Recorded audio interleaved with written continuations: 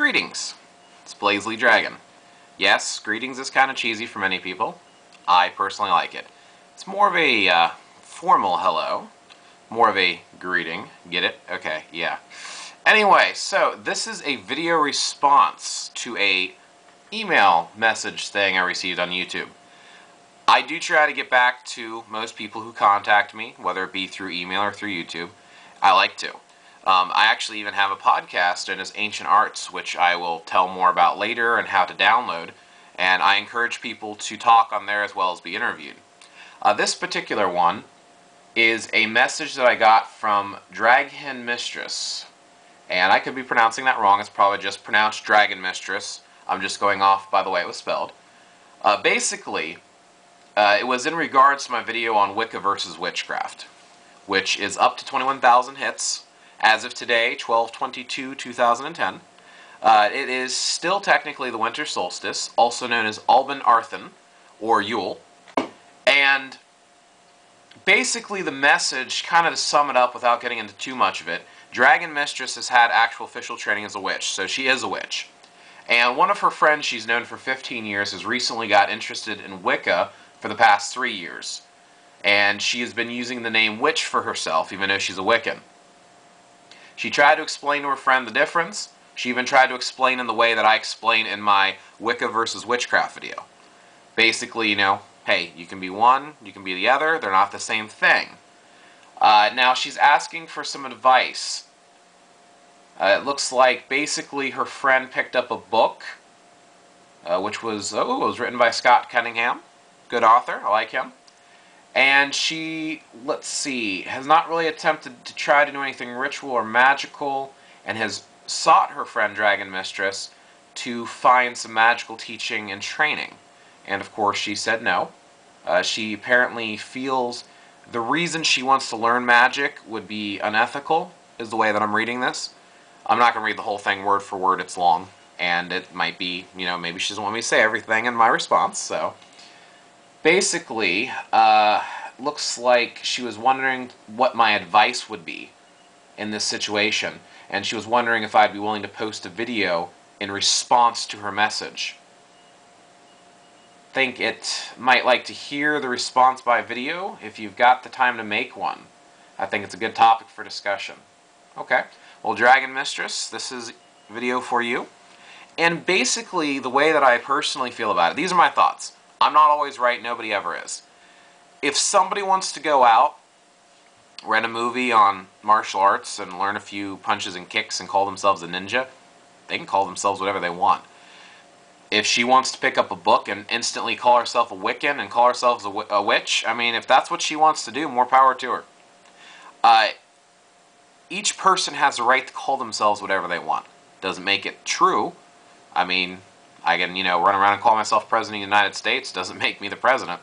I could, you know, call myself a freaking horse. Doesn't make me a horse. So, but I still have the right to call myself that.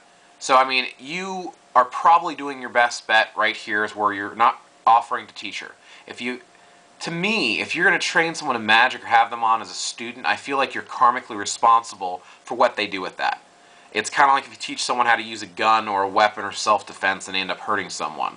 You know, to me, I would feel responsible for that. So I wouldn't teach her. That's just me. From what you're saying in this email, definitely wouldn't want to teach her. So with that, if you want, maybe give her a little bit of guidance to research and study more, and maybe in time she'll understand.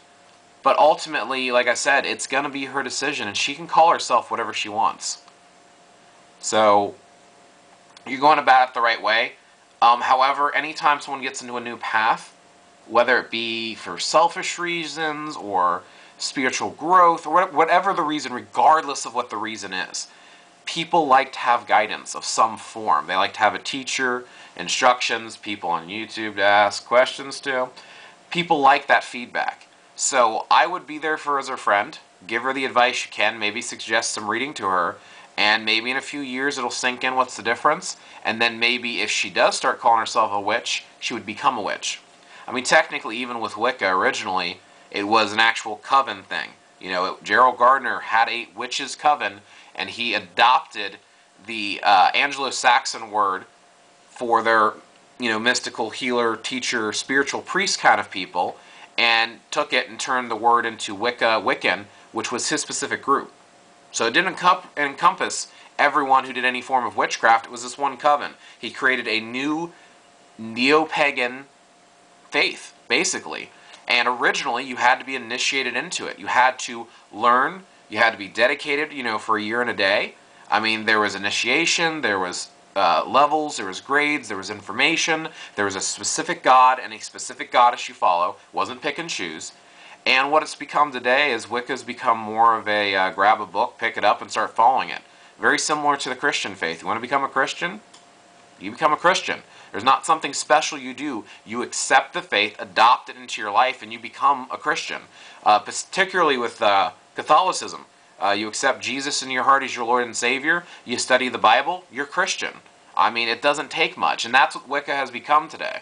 It's stopped being a specialized training for priests and priestesses, a specific circle gathering like witches, and it's become a, I want to be this, I'm following that faith, and that's what I've become.